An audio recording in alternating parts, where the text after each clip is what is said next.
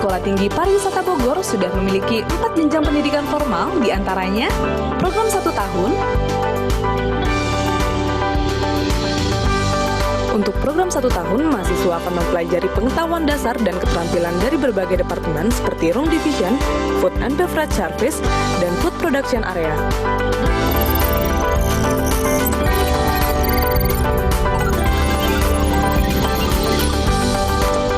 Program Diploma 3. Untuk program Diploma 3, mahasiswa akan mempelajari konsep operasional dan manajerial hotel.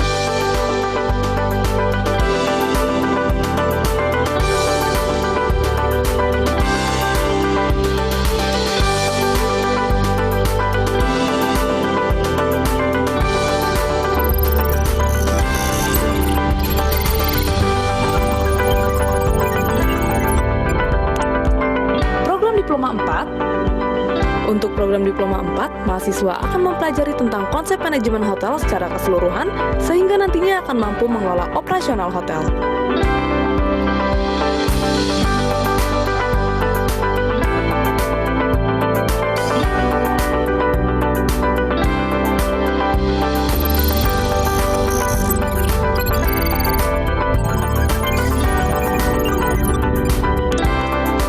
Dan program sarjana strata 1. Ada 2 jurusan untuk program sarjana, yaitu jurusan Hospitality Management, yang mana mahasiswa akan mempelajari semua aspek yang berkaitan dengan manajemen hospitality, dan jurusan Business Management, di mana mahasiswa akan mempelajari ilmu manajemen bisnis.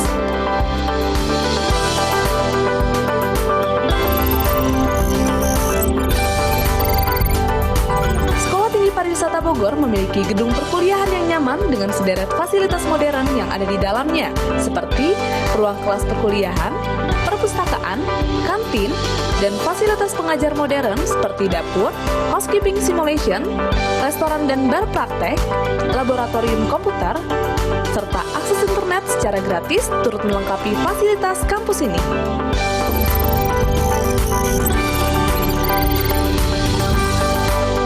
Sebagai sekolah pariwisata yang sudah terakreditasi, setiap tahunnya STP Bogor bisa menerima lebih dari 1.000 pendaftar calon mahasiswa dari berbagai daerah.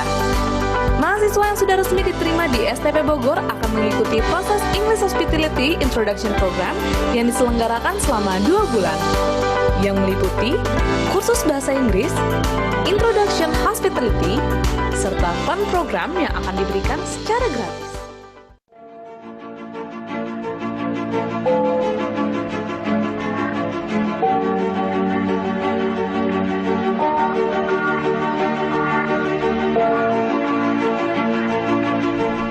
Selamat bergabung bersama kami di Sekolah Tinggi Pariwisata Bogor.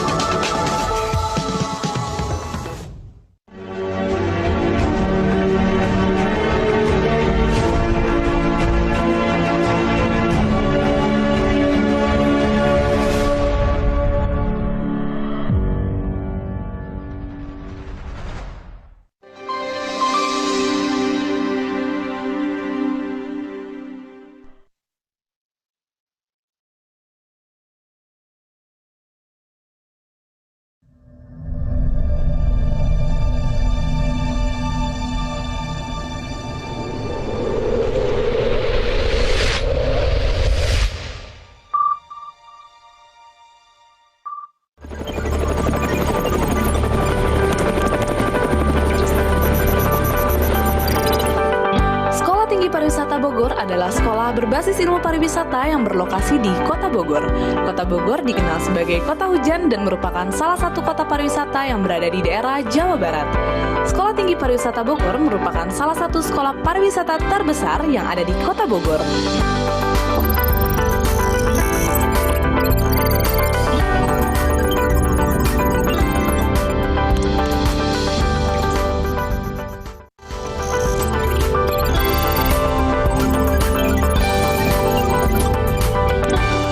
Saat ini, Sekolah Tinggi Pariwisata Bogor sudah memiliki 4 jenjang pendidikan formal, diantaranya program 1 tahun.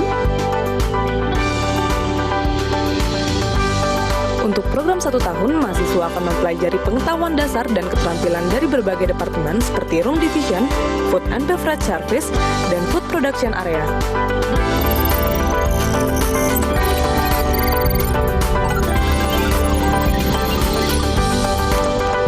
Diploma 3.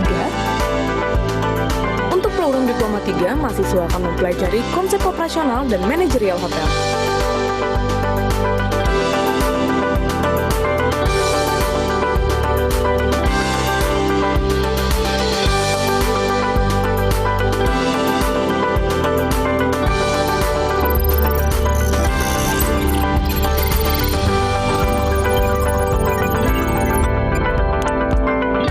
Diploma 4. Untuk program Diploma 4, mahasiswa akan mempelajari tentang konsep manajemen hotel secara keseluruhan sehingga nantinya akan mampu mengelola operasional hotel.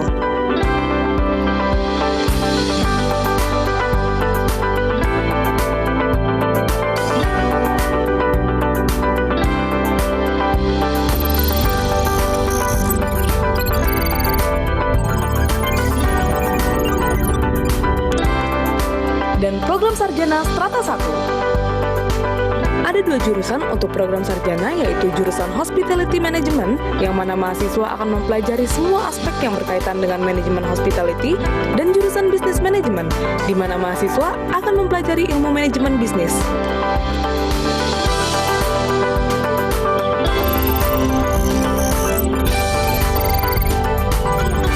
Pariwisata Bogor memiliki gedung perkuliahan yang nyaman dengan sederet fasilitas modern yang ada di dalamnya, seperti ruang kelas perkuliahan, perpustakaan, kantin, dan fasilitas pengajar modern seperti dapur, housekeeping simulation, restoran dan bar praktek, laboratorium komputer, serta akses internet secara gratis turut melengkapi fasilitas kampus ini.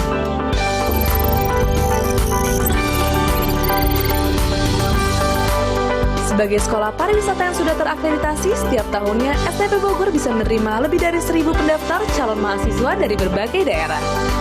Mahasiswa yang sudah resmi diterima di STP Bogor akan mengikuti proses English Hospitality Introduction Program yang diselenggarakan selama 2 bulan, yang meliputi kursus bahasa Inggris, Introduction Hospitality, serta fun program yang akan diberikan secara gratis.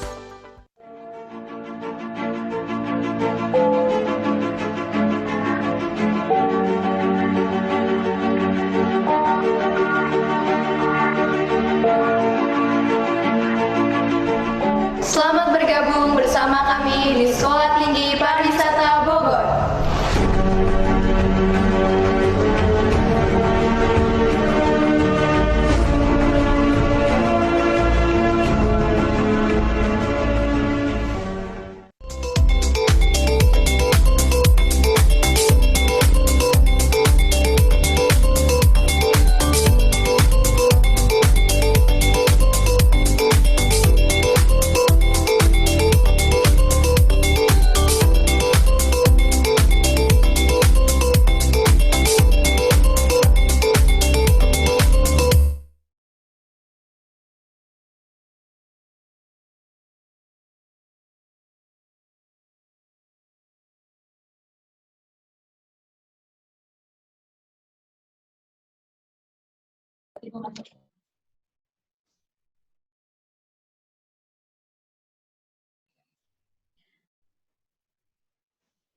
Assalamualaikum warahmatullahi wabarakatuh. Selamat pagi, salam sejahtera bagi kita semua. Om Swastiastu, Namo Buddhaya, salam kebajikan.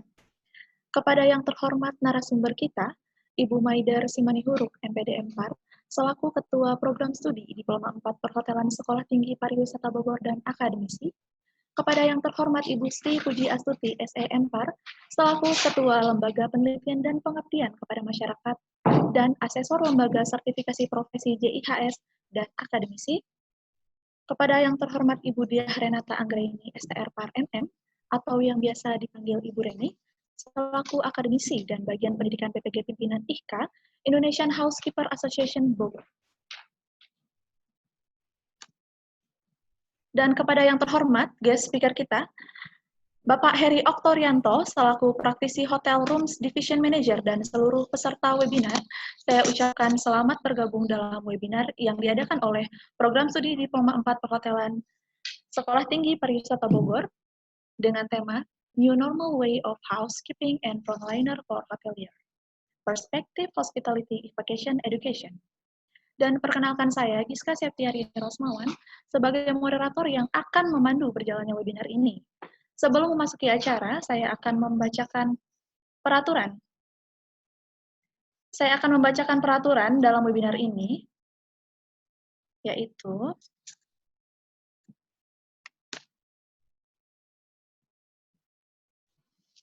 dimohon kepada para peserta untuk tidak mengaktifkan mikrofon Anda kecuali dalam sesi tanya jawab atau atas instruksi moderator dan narasumber.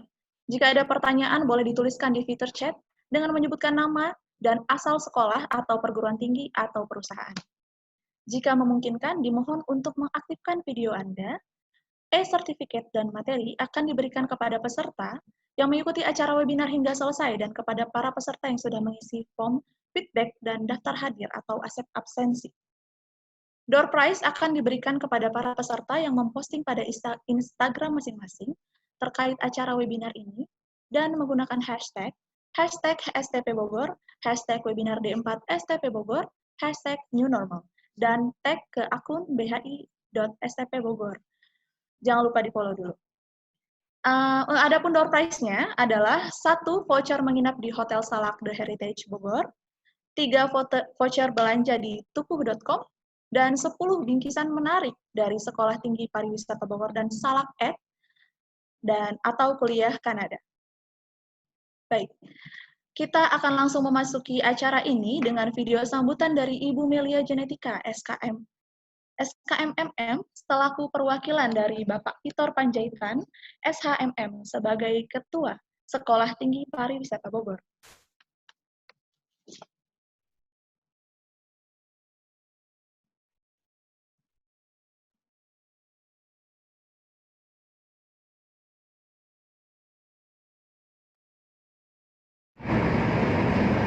Assalamualaikum warahmatullahi wabarakatuh.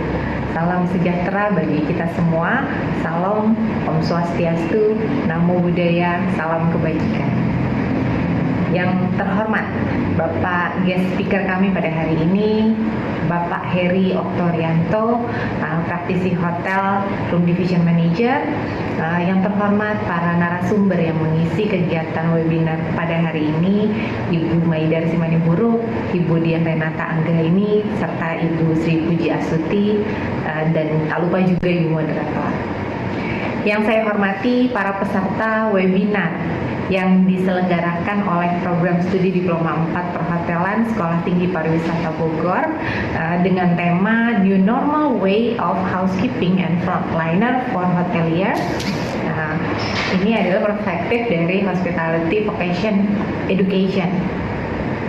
Pada kesempatan kali ini saya selaku pimpinan dari Sekolah Tinggi Pariwisata Bogor mengucapkan selamat bergabung pada kegiatan webinar ini. Semoga bermanfaat bagi kita semua. Kami mengerti di masa pandemik ini pasti banyak sekali perubahan-perubahan yang terjadi dalam kehidupan kita sehari-hari. Sehingga masyarakat menyebutnya dengan new normal atau adaptasi kebiasaan baru. New normal atau adaptasi kebiasaan baru ini kita sudah lakukan baik itu di rumah, di tempat umum, maupun di tempat kerja. Hal ini tentunya untuk menghindari penambahan adanya klaster baru atau penyebaran yang lebih meluas lagi, yang nantinya bisa menyebabkan berkurangnya kembali aktivitas ekonomi, termasuk perhotelan. Untuk menghindari hal tersebut, maka perlu dikaji new normal bidang perhotelan, terutama di bidang housekeeping yang akan dibahas nanti lebih lanjut pada kegiatan webinar kali ini. Semoga lancar. Akhir kata, saya mengucapkan selamat mengikuti webinar. Wassalamualaikum warahmatullahi wabarakatuh.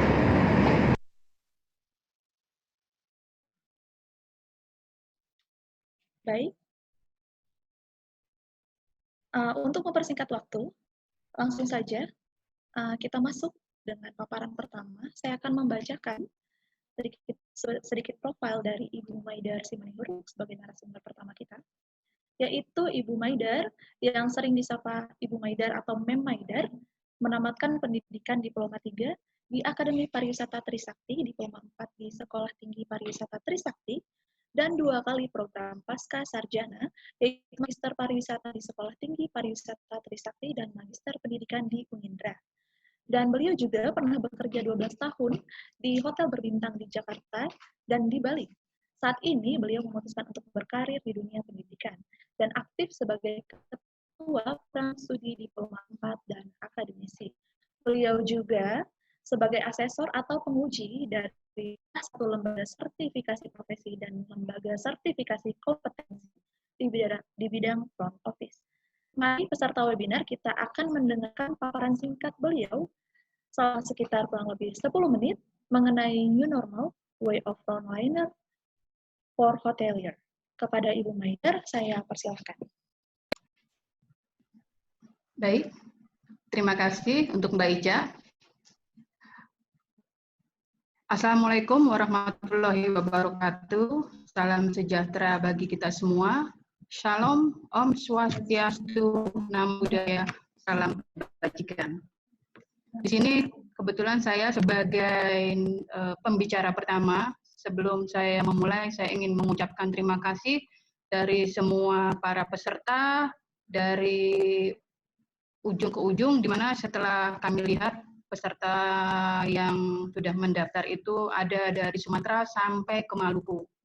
Kemudian juga para adik-adik kita sekolah dari SMK, dari yang Jakarta, SMK Kartini, SMK Dermawan Bogor, SMK 3, SMK 1, dan juga ada universitas-universitas ada yang dari Padang, ada yang dari Lampung, dan juga di sini kami juga mengucapkan terima kasih kepada Direktorat Bisnis Manajemen Aset Komersial dari IPB, yaitu Kepala Koordinator Housekeeping yang juga ikut bergabung, dan juga dari Dinas Lingkungan Hidup Kalimantan Tengah, Sekolah Tinggi Pariwisata Ambarukmo, Universitas Negeri Gorontalo, dan juga Politeknik Negeri dari Maluku, beserta ternyata pesertanya juga ada praktisi dari hotel, yaitu Front Office Manager dari Amorosa Hotel. Semoga sudah hadir juga di dalam acara ini. Nah, untuk pembicaraan yang awal, di sini saya akan bicara dari segi frontlinernya. Saya akan coba share dulu materi saya.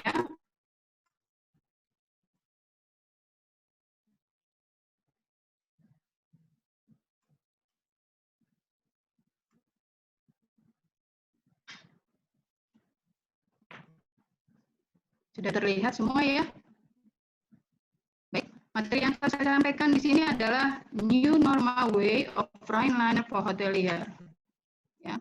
Sebelumnya untuk profil saya sudah dibacakan lengkap oleh Mbak Ica, di mana di sini juga tertera mungkin dilihat dari umur para adik-adik kita dari SMK ataupun para mahasiswa-mahasiswi, saya rasa mungkin ada yang belum lahir ya, karena kalau dilihat dari lulus pun saya sebenarnya lulus dari Akademi Pariwisata Trisakti tahun 94.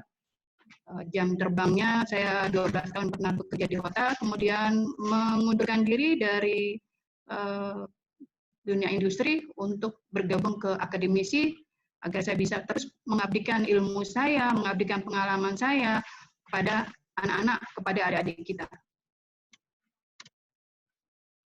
Saya akan mulai. Agenda yang saya akan sampaikan hari ini adalah apa sih new normal for the frontliner for the hotel, kemudian a new normal for the hospitality industry, dan juga new normal for the new normal way of the frontliner for hotelier. Nah, sebelumnya kita ingin tahu nih yang namanya what is the new normal for the hospitality industry? Apa sih new normal pada industri perhotelan? Nah, yang paling pertama sebetulnya kembali lagi new normal pada saat masuknya industri, efek dari industri adalah apa? Pertama, we have to bring back our guests. Kita harus bisa gimana caranya bisa mengembalikan tamu-tamu kita untuk ke hotel kita dengan menginspirasi kepercayaan mereka apa? Kita meyakinkan kepada tamu kita bahwa hotel kita itu aman dan bersih. Kemudian kalau untuk yang kedua adalah hospital grade cleanliness standard. Yang tadinya standar kebersihan itu terabaikan, artinya tidak menjadi nomor satu di hotel mungkin ya, karena yang paling pertama, yang paling the best, yang paling menjadi poin utama itu adalah dulu hanya berlaku di rumah sakit. Tapi dengan adanya kejadian COVID ini, maka standar kebersihan itu adalah yang paling terutama dan berlaku di semua industri, baik itu perhotelan ataupun di industri lain. Kemudian yang kedua apa? Frekuensi of cleaning rutin di hotel, public area ataupun room. Nah, kembali lagi frekuensinya yang tadinya mungkin tidak terlalu dijadikan fokus utama, sekarang menjadi fokus utama, di mana nanti akan setelah sesi saya, Mem Reni dari sisi housekeeping akan mengupas secara detail bagaimana yang seharusnya dilakukan oleh kita. Tidak hanya di hospitality industry, juga di lain. Karena apa? Dalam jangka panjang nanti kita yakin yang namanya departemen housekeeping menjadi pemain kunci utama, menjadi primadona. Mungkin awalnya tadinya housekeeping departemen di hotel yang agak yang dianggap tidak, itu hal yang biasa. Tapi mulai sekarang dan seterusnya, kita yakin bahwa housekeeping departemen adalah menjadi pioner, menjadi departemen yang utama, di mana mereka harus memastikan yang namanya pemeriksaan kamar itu harus ketat dilakukan, memastikan tingkat kebersihan maupun keamanan yang harus dipertahankan oleh hotel. Dan saya yakin bahwa semua hotel saat ini mungkin mereka akan mempunyai atau menambah satu departemen, yaitu departemen hygiene dan quality control, yang memastikan bahan baku aman atau pemeriksaan kualitas dan juga dari segi makanan. Kemudian selanjutnya adalah digitalization of the business, yaitu hotel memperkenalkan yang namanya tadinya ada guest contact, sekarang meminimize yang namanya kontak, maksudnya bersentuhan dengan tamu. Dari segi pembayaran akan dibuat digital, kemudian contactless check-in juga sistemnya juga digital. Jadi pada saat pemberian kunci pun mungkin nanti akan diberikan semacam kayak kotak, di mana kotak tersebut akan diberikan kepada tamu, jadi tanpa ada sentuhan, tanpa ada kontak langsung ke tamu.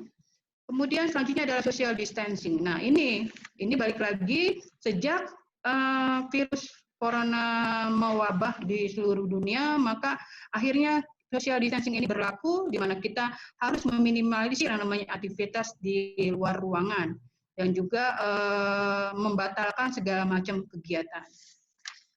Oke, selanjutnya, nah kita akan masuk new normal way for the hotelier, yaitu, nah sebelum itu kita akan masuk dulu teori nih mengenai yang namanya frontliner. Frontliner itu apa sih? Ini sudah jelas ya, yang namanya dalam industri hotel, karyawan langsung berkontak. The first contact pertama utama yang dihadapi oleh tamu adalah bagian depan, frontliner. Bisa itu front office, bisa itu juga di restoran, yaitu greeter. Kemudian the frontliner can therefore be considered the image maker. Image pertama terhadap hotel kita itu adalah kita sendiri sebagai frontliner. Mungkin teman pernah dengar kesan pertama, the first impression and the last impression. Kesan pertama begitu menggoda, maka selanjutnya terserah Anda. Artinya pada saat kita membuat image baik terhadap hotel kita, maka hotel kita akan dikenal dan juga tamu akan selalu mau kembali ke kita. Jadi dari segi yang namanya menyangkut nama baik, reputasi, kredibilitas dari hotel, maka reputasi tersebut yang harus dipertahankan, yaitu terutama apa?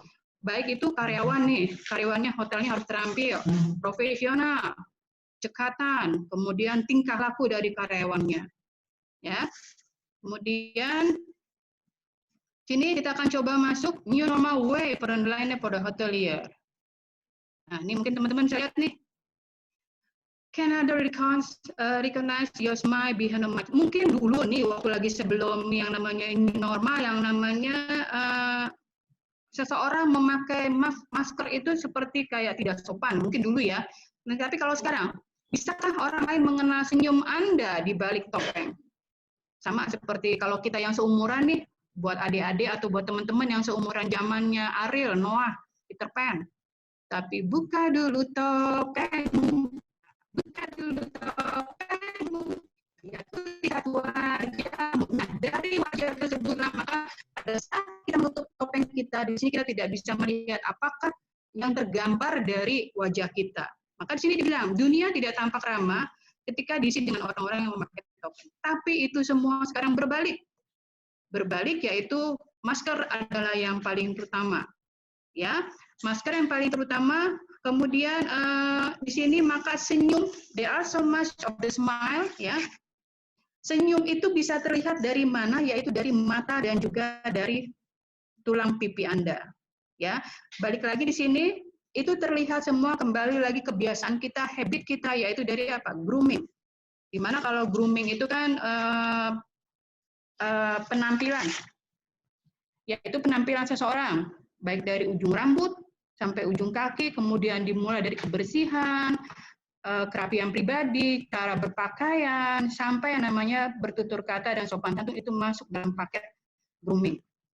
Ya, nah, makanya kalau misalnya kecantikan tidak bisa dilihat dari luar karena grooming tersebut akan terlihat dari inner beauty-nya kita. Jadi sekarang yang namanya cantik itu tidak perlu cantik ya, tetap juga harus ada inner beauty dari dalam, yaitu positive thinking. Ya, kemudian balik lagi ke penampilan, personality, kepribadian. Nah, kalau dilihat dari kepribadian, mungkin di sini saya akan coba, yaitu sebenarnya ada singkatan yang namanya motto dari kita Chronofis. Pertama, pleasure. Kesenangan, senang kita selalu membantu tamu. Eagerness, hasratnya bukan tanda kutip, tapi hasrat, keinginan kuat untuk membantu tamu. Kemudian respect terhadap tamu, tidak membeda-bedakan tamu itu seperti apa. Kemudian sense of responsibility, rasa tanggung jawab terhadap tamu. Kemudian orderly mind, kita memiliki pola pikir yang teratur dalam menjalankan kerjaan. Ya. Kemudian neatness, kerapihan, kebersihan. Nah, ini penting ya. Kemudian akurasi, akurat dalam pekerjaan. Kemudian loyalty, kita harus loyal. Intelijensi, kita harus mempunyai pola pikir yang positif dalam melayani tamu. Kemudian tak mengatakan sesuatu dengan bijaksana dan melakukan sesuatu dengan benar. Artinya tak saying and doing the right time and the right time. Oke, kemudian artinya kita bisa menyampaikan sesuatu yang harusnya di waktu yang tepat, ya. Yang terakhir adalah you need to be a good reception. Karena waktu saya terbatas. Saya udah diingat-ingatin loh ini. Oke, baik. Nah, ini adalah new normal protokol yang sudah dilakukan oleh hotel kami, yaitu Hotel Salak. Ini adalah saya rasa sama seperti di hotel-hotel lain, dilakukan juga tidak hanya di hotel, di industri hospitality ataupun dimanapun pasti akan melakukan hal yang sama. Yang pertama adalah mencuci tangan, kemudian mengecek temperatur, suhu badan, dan di sini dari staf kami di Hotel Salak sama seperti yang lain, saya rasa memakai peralatan sesuai dengan protokol kesehatan, dan juga untuk jaga jarak pun harus ada. Dan pada inti poinnya adalah di sini protokol kesehatan ini semua akan dilakukan oleh semua industri, baik itu dari industri hospitality maupun apapun. Ya. Oke, demikian dari saya. Terima kasih. Wassalamualaikum warahmatullahi wabarakatuh. Om Santi Santi Om, nama budaya. Saya kembalikan kepada Mbak Ica. Terima kasih. Terima kasih atas paparan materinya, Ibu Maidar. Baik, untuk mempersingkat waktu, saya akan langsung masuk kepada narasumber kita yang kedua, yaitu Ibu Diah Renata Anggraini, STRMM, yang lebih akrab disapa Ibu Reni atau Mem Reni. Saya akan membacakan sedikit profil beliau. Ibu Reni atau Mem Reni menamatkan pendidikan Diploma 3 di Sekolah Tinggi Pariwisata Bogor, Bandung. Sekolah Tinggi Pariwisata Bandung atau NHI, dan Diploma 4 di Sekolah Tinggi Pariwisata Bogor, dan program Pasca Sarjana di Universitas Shahid, Jakarta. Beliau juga pernah bekerja di beberapa hotel berbintang di Jakarta, dan saat ini memutuskan berkarir di dunia pendidikan. Beliau juga pernah mengajar beberapa kampus di Jakarta dan Bogor, dan saat ini sebagai akademisi aktif di Sekolah Tinggi Pariwisata Bogor. Beliau juga pernah beberapa kali ditunjuk sebagai Instructor of Hospitality Training, khususnya di bidang housekeeping knowledge, service excellence, dan materi terkait hospitality industry, dan memiliki sertifikasi sebagai asesor dari lembaga sertifikasi profesi, dan juga kompetensi perhotelan. Dan saat ini sebagai salah seorang pengurus di bidang pendidikan BPC IHKA, Indonesian Housekeeper Association, Cabang Bogor. Mari kita mendengarkan paparan singkat beliau mengenai New Normal Way of Housekeeping and Frontliner for Hotelier. Kepada Ibu Reni kami persilakan. Oke. Selamat pagi semua. Saya bisa terdengar ya? Assalamualaikum warahmatullahi wabarakatuh. Salam sejahtera bagi kita semua. Om Swastiastu, Namo Buddhaya, salam kebajikan. Saya mengucapkan selamat datang kepada seluruh peserta webinar D4 pada pagi hari ini.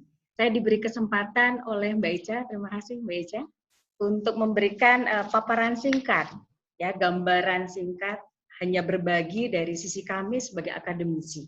Izinkan saya kali ini untuk berbagi screen.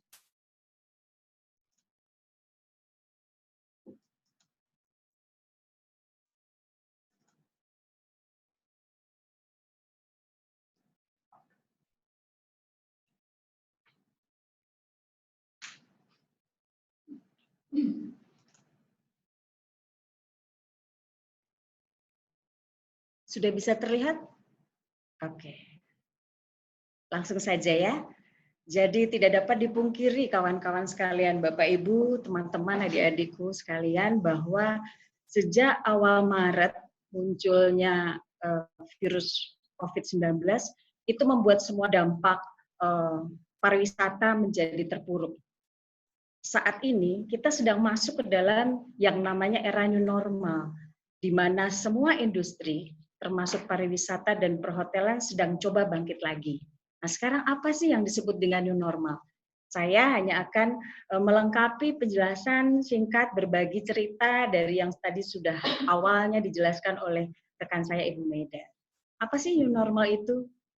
New normal adalah perubahan pola hidup yang dibarengi dengan menjalani protokol kesehatan sebagai pencegahan atau penyebaran dan penularan COVID-19. Saat ini angkanya masih terus naik, kawan-kawan sekalian, Bapak Ibu. Angkanya masih naik. Jadi yang harus kita waspadai adalah bagaimana membuat kurva itu menjadi landai atau bahkan turun. Lalu apa yang harus dilakukan pada saat kita menghadapi new normal ini? Kalau tadi sudah dijelaskan oleh Ibu Medar bahwa ketika kita membawa masker cadangan, helm pribadi itu agak kurang lazim di masa lalu, sekarang malah harus menjadi wajib. Jadi kalau misalnya kawan-kawan melihat dari screen saya ini, sebagai manusia yang mau hidup dan tetap bertahan di era new normal, kita harus membawa masker cadangan misalnya. Lalu menjadi wajib juga kita membawa semprotan disinfektan. Lalu kebiasaan mencuci tangan yang mungkin selama ini diabaikan, jadi harus terus digiatkan. Sehari mungkin minimal bisa 3-5 kali. Setiap kali kita habis melakukan banyak aktivitas atau memegang barang-barang, maka kebiasaan cuci tangan itu menjadi wajib. Demikian juga bagaimana cara kita memproteksi kesehatan dengan makan vitamin atau buah-buahan itu juga menjadi sangat penting. Lalu ketika kita masuk ke dalam protokol kesehatan di hotel, maka selamat datang teman-teman yang akan berkarir di hotel. Adik-adik kiper dunia sebagai akademisi akan memperkenalkan sedikit tentang apa sih yang harus menjadi perhatian khusus pada saat kita menjalani sebuah protokol kesehatan di hotel. Ada 3 hal yang harus menjadi perhatian. Yang pertama adalah karyawan hotel. Otomatis karyawan hotel harus sehat. Kalau karyawan hotelnya sendiri tidak dalam kondisi baik, bagaimana bisa memberikan pelayanan yang baik tentunya. Yang kedua adalah barang-barang. Apakah itu fasilitas hotel, kemudian barang masuk dari vendor atau supplier, yang terakhir adalah milik tamu. Dan yang ketiga adalah tamu itu sendiri. Nah, pada era new normal ini, ketika hotel-hotel di seluruh Indonesia, di Bogor juga khususnya, sedang mencoba bangkit kembali, maka 3 hal ini yang terus diperhatikan dengan sangat detail. Jadi kalau tadi di paparan pertama oleh narasumber rekan saya Ibu Medar menjelaskan bahwa kebersihan menjadi hal yang sekarang harus diperhatikan. Betul Bapak Ibu sekalian, bahwa kebersihan itu menjadi faktor primer yang sekarang jadinya menjadi utama. Ketika kita datang ke sebuah hotel, maka jika tidak bersih, ya biasanya tamu akan berpikir ulang apakah dia akan datang atau tidak. Maka sekarang kita lihat. Buat teman-teman, buat adik-adikku sekolah yang mengambil SMK atau mahasiswa yang di dunia perhotelan, kalau misalnya kita melihat ada 6 kondisi new normal yang harusnya diterapkan di hotel. Yang pertama adalah standar kebersihan. Jadi kalau misalnya ketika kita datang ke hotel lalu masuk ke area hotel, maka dari pintu masuk awal atau gate atau entrance itu pasti sudah ada prosedur atau standar operating procedure yang diberlakukan dengan sangat ketat. Itu yang pertama. Yang kedua adalah layanan makanan. Layanan makanan juga menjadi berubah. Ketika pada saat kita masuk ke sebuah restoran lalu dilayani secara buffet ya, mungkin sekarang menjadi berubah. Tamu juga tidak diharapkan atau tidak mengambil makanan secara berombongan, mungkin tidak. Jadi banyak hal yang menjadi semuanya berubah. Yang ketiga adalah mengenal improvisasi fasilitas di hotel. Jadi hotel-hotel juga bergiat untuk melakukan yang namanya rekayasa desain. Jadi kalau misalnya datang ke lobi, bagaimana cara meminimalisasi jumlah tamu supaya tidak berdesakan. Misalnya pada saat berada dalam lift, maka jarak atau physical distancing itu diberlakukan. Apa yang keempat? Yang keempat adalah sistem digitalisasi. Ketika dulu mungkin pembayaran lewat cash menjadi hal yang lumrah, saat ini semua sistem berubah menjadi digitalisasi. Artinya semua tidak lagi melalui pembayaran dengan cash. Yang kelima, menjadi lebih minimalis. Banyak hotel-hotel juga merubah situasi atau SOP atau furniture atau perabotan yang ada di kamar misalnya. Meminimalisasi penggunaan asbak atau pot bunga. Jadi banyak area di mana ada hal-hal yang kembali tidak dipakai lagi di hotel. Apakah itu diberlakukan kepada semua hotel? Biasanya itu dikembalikan lagi kepada kebijakan dan peraturan hotel setempat.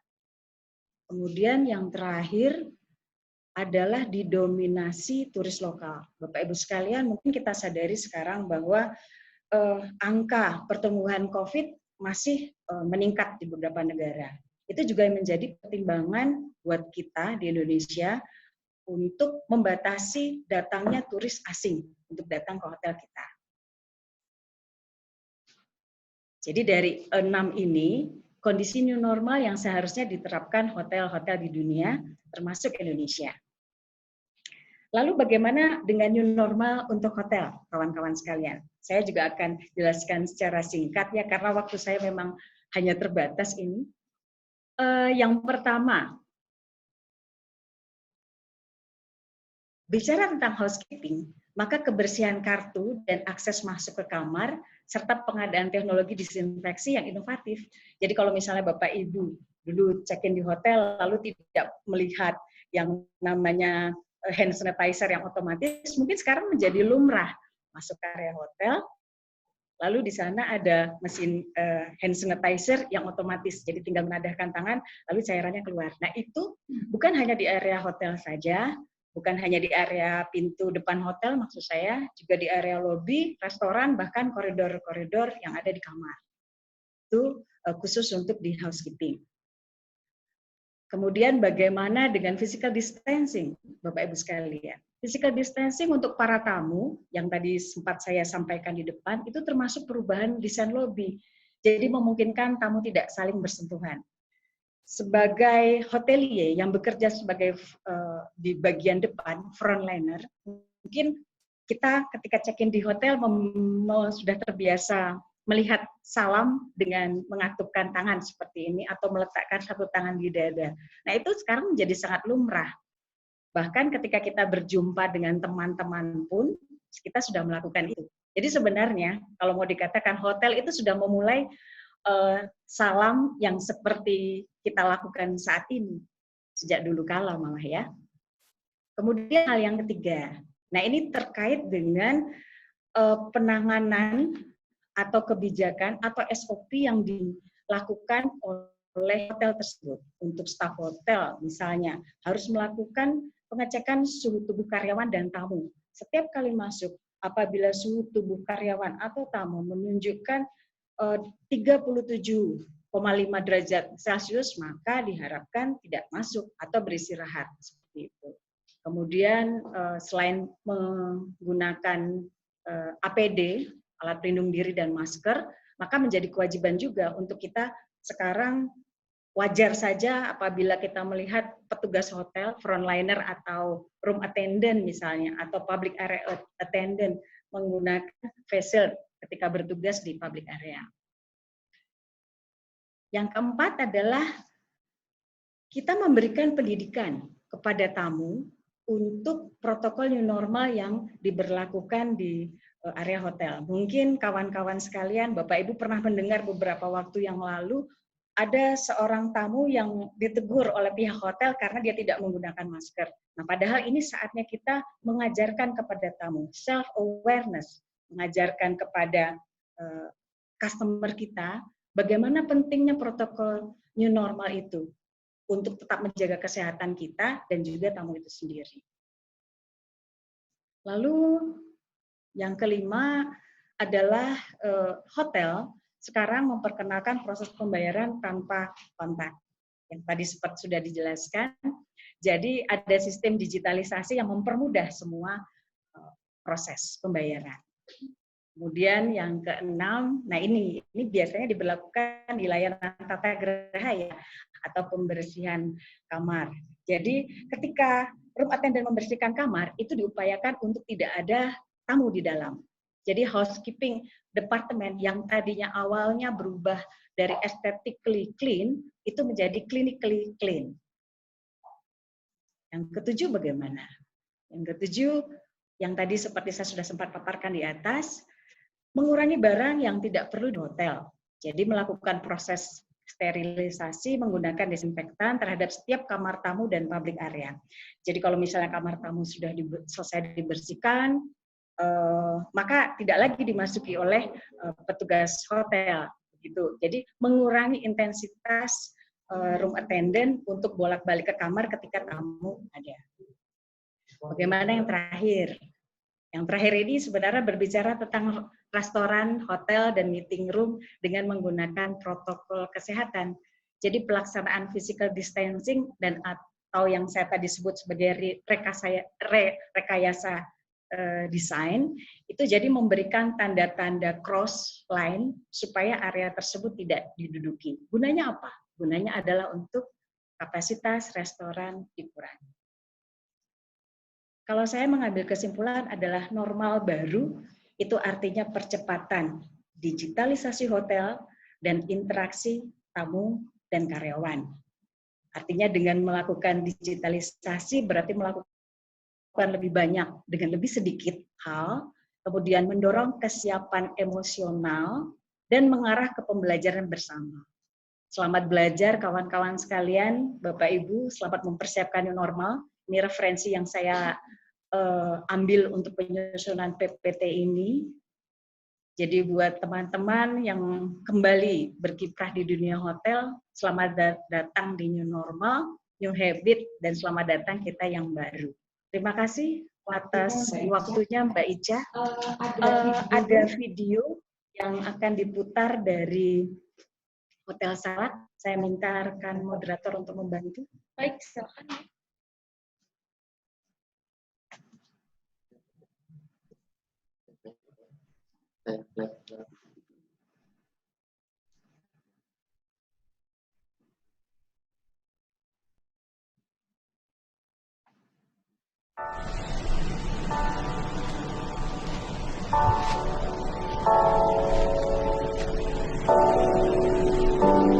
Welcome to New Normal Health Protocol Hotel Salat The Heritage Bogor. There are some steps from us to ensure well-being of our valued guests. When you arrive, you have to wash your hands and disinfect using hand sanitizer provided at the hotel entrance. Body temperature will be checked by our professional security team.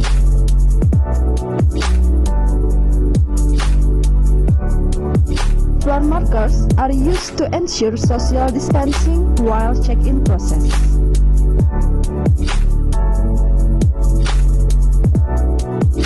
All public areas, like guest elevator, are regularly cleaned by using disinfectant chemical.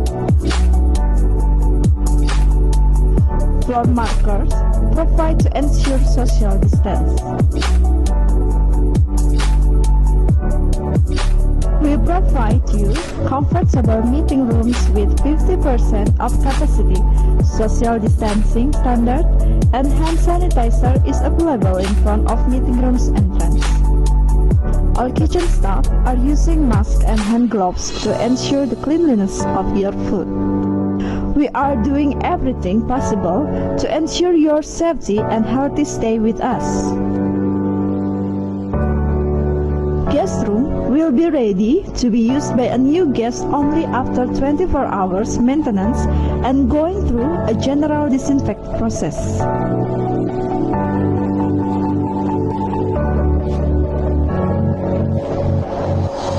Our restaurant is following the standard health protocol. All the waiters are using mask, face shield, and hand gloves. The seating arrangement will follow social distancing standard.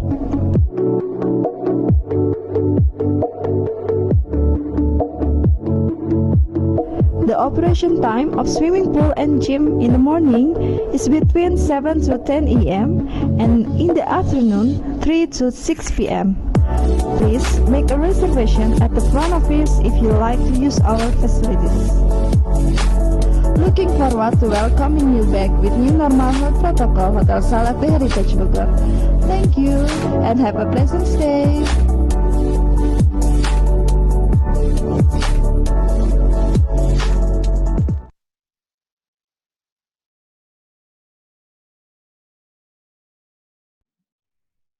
Oke, baik. Terima kasih atas paparannya, Ibu Reni, dan terima kasih juga atas videonya. Bagi yang ingin bertanya, boleh di chat box, nanti akan dijawab dalam sesi pertanyaan. Oke, sekarang untuk mempersingkat waktu kembali, saya akan memasuki kepada narasumber kita yang ketiga, yaitu Ibu Sri Budi Astuti, M. Atau yang lebih sering disapa Ibu Cici. Ibu Cici menamatkan pendidikan diplomanya di Sekolah Tinggi Pariwisata Bandung, lalu melanjutkan program Pasca Sarjana, yaitu Magister Pariwisata di Sekolah Tinggi Pariwisata Trisakti, dan saat ini beliau sedang berstatus sebagai mahasiswi aktif Universitas Udayana untuk mengambil gelar doktor. Beliau juga pernah bekerja di hotel berbintang di Jakarta dan di Bogor. Saat ini beliau berkarir di dunia pendidikan dan aktif sebagai Ketua Pengabdian dan Penelitian Pengembangan kepada Masyarakat. Beliau juga sebagai asesor atau penguji dari salah satu lembaga sertifikasi profesi dan lembaga sertifikasi kompetensi di bidang profesi. Mari para peserta webinar, kita akan mendengarkan paparan singkat beliau sekitar 10 menit mengenai uji kompetensi. Kepada Ibu Cici, saya persilahkan.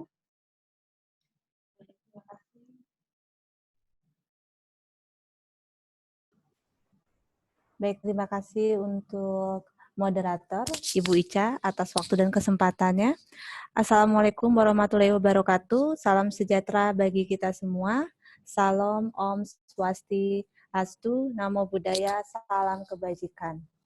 Yang terhormat para narasumber, Ibu Maidar Simanihuruk, yang terhormat Ibu Dia Renata Anggraini, dan rekan-rekan semua yang sudah join ke dalam acara webinar New Normal Way of Housekeeping and Frontliner.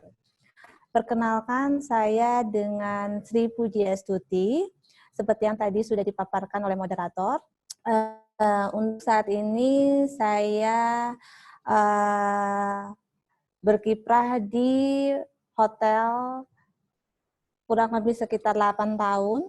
Lalu setelah itu saya masuk ke dalam industri pendidikan kurang lebih sekitar 5 tahun, mendekati ya. Dan saat ini saya berstatus sebagai mahasiswi untuk sekolah universitas, untuk di Universitas Udayana Bali sebagai mahasiswi. Pada kesempatan ini saya akan memaparkan sedikit mengenai uji kompetensi atau yang biasa kita kenal dengan sertifikasi. Bentar, saya akan share untuk materinya.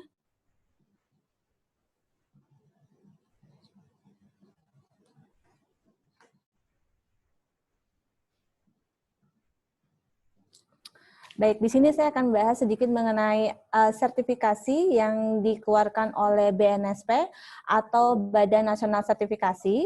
Kebetulan saya sudah bergabung dengan salah satu sekolah tinggi yaitu Jakarta Hotel International School di Jakarta sebagai salah satu asesornya.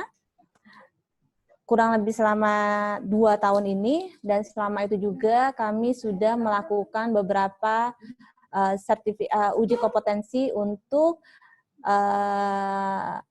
praktisi. Salah satunya adalah Hotel Borobudur, lalu SMK, dan beberapa sekolah-sekolah lain.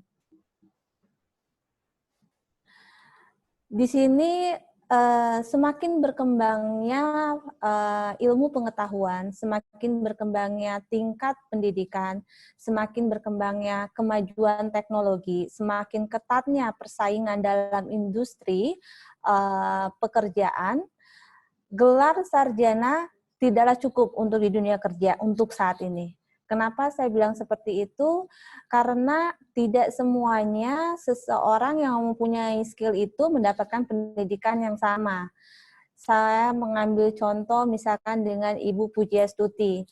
Beliau mempunyai pendidikan, tetapi mempunyai skill melebihi daripada yang sudah secara informalnya ya. Jadi apabila kita saat ini, apabila kita hanya mengandalkan dari pendidikan formal saja, tanpa ada pendidikan pendamping sertifikat, atau kita sebutnya adalah pendamping sertifikat, yaitu uji kompetensi, kesempatan bekerja itu ada. Tetapi pada saat kita memasuki dunia industri, pada saat kita melakukan interview, karena saya juga mendapatkan beberapa masukan juga, salah satu, saya tidak bisa sebutkan namanya, tapi salah satu hotel berbintang 5 di Jakarta, pada saat saya melakukan uji kompetensi di Cipanas, beliau bilang, apabila saya mempunyai 2 kandidat, yaitu kandidat yang sudah memiliki uji kompetensi dengan keahlian di bidang perhotelan, misalkan front office, lalu salah satunya adalah fresh graduate tanpa mempunyai kemampuan atau tidak mempunyai sertifikat pendamping. Yang mana yang akan diutamakan untuk pada saat memasuki tahapan interview? Maka beliau akan bilang sebagai Human Resource Director, beliau bilang, saya akan mengutamakan calon karyawan saya yang mempunyai sertifikat kompetensi. Kenapa? Karena dengan sertifikat tersebut, dengan kompetensi tersebut, maka sudah bisa dikategorikan calon tersebut sudah mapan. Mapan dalam arti kata, mapan dalam pendidikan, mapan dalam skill-nya. Dia sudah bisa skill-nya dipertanggungjawabkan. Maka di sini saya mengambil kesimpulan, ternyata gelar sarjana itu tidaklah cukup di dunia kerja untuk saat ini. Tanpa skill juga tidak cukup. Sama seperti kita cerdas dalam berpikir, cerdas dalam akademisi, tidaklah cukup apabila tidak dibarengi dengan attitude yang baik. Sama seperti itu. Nah, untuk menghadapi kompetensi yang semakin ketat, maka keluarlah beberapa peraturan atau beberapa masukan yang dikeluarkan, peraturan khususnya yang dikeluarkan oleh Badan Nasional Sertifikasi Profesi. Salah satu strategi yang cerdas dan tepat supaya kita bisa memasuki dunia kerja yang seperti kawan-kawan semua ketahui, adik-adik semuanya mungkin di sini yang fresh graduate, yang sekarang sudah mau memasuki jenjang pendidikan berikutnya, atau yang baru akan lulus, atau yang sudah lulus, bisa dilihat bahwa industri pada saat ini, lapangan pekerjaan saat ini, mereka tidak hanya membutuhkan yang namanya formal education, seperti D3 atau D4 atau S1, tidak seperti itu. Tetapi diperlukanlah pendamping sertifikat, yaitu uji kompetensi. Saya mengambil contohnya misalkan di bagian front office.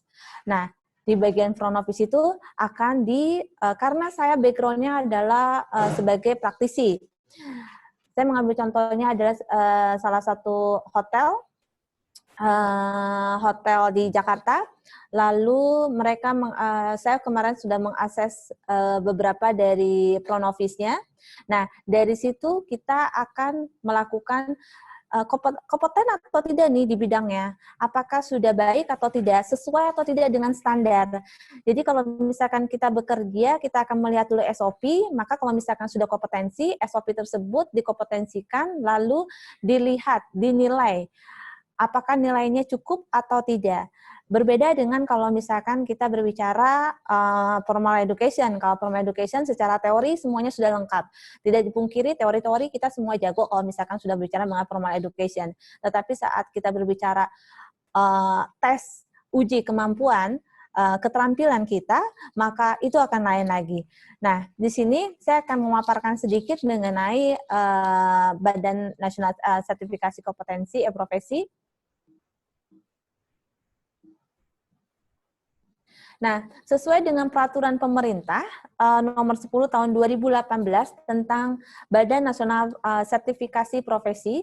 Sertifikasi profesi itu sendiri adalah sertifikasi kompetensi yang dilakukan secara sistematis dan objektif melalui uji kompetensi yang mengacu kepada standar kompetensi kerja nasional SKKNI, standar internasional atau standar khusus. Nah, di sini BNSP mengeluarkan beberapa standar. Ada 2 standar, yaitu standar SKKNI, yaitu standar kompetensi kerja nasional Indonesia. Ada satu lagi adalah standar kompetensi ASEAN. Tetapi kita di sini lebih kepada standar kompetensi nasional, kompetensi kerja nasional Indonesia. Apa perbedaannya? Tentu sudah terlihat jelas ya. Yang satu dari Indonesia, yang satu ASEAN. Which is kalau misalkan ASEAN, berarti skalanya sudah cukup besar. Skalanya sudah memasuki internasional. Tapi kalau misalkan untuk yang SKKNI, maka skalanya hanya cukup di Indonesia saja. Di sini Badan Nasional Sertifikasi Profesi yang selanjutnya disebut dengan BNSP adalah lembaga independen yang dibentuk untuk melaksanakan sertifikasi kompetensi. Jadi dari pemerintah mengeluarkan suatu peraturan, nanti dibantu oleh BNSP, tapi nanti BNSP akan membentuk atau menunjuk salah satu sebagai lembaga sertifikasi. Nah, disitulah nanti kita akan tergabung ke dalam beberapa asesor. Nanti asesor itu akan mengakses mahasiswanya. Nah, di profesi adalah poin yang ketiga adalah profesi adalah bidang pekerjaan yang memiliki kompetensi yang diakui oleh masyarakat. Nah, kompetensi yang diakui oleh masyarakat. Nah, tadi seperti yang sudah dibahas sebelumnya oleh Ibu Maidarsi Manihuruk mengenai recognize your smile. Behind a mask, itu adalah salah satu standar untuk saat ini, karena kita bicara mengenai new normal way ya. Berarti itu adalah melakukan salah satu standar,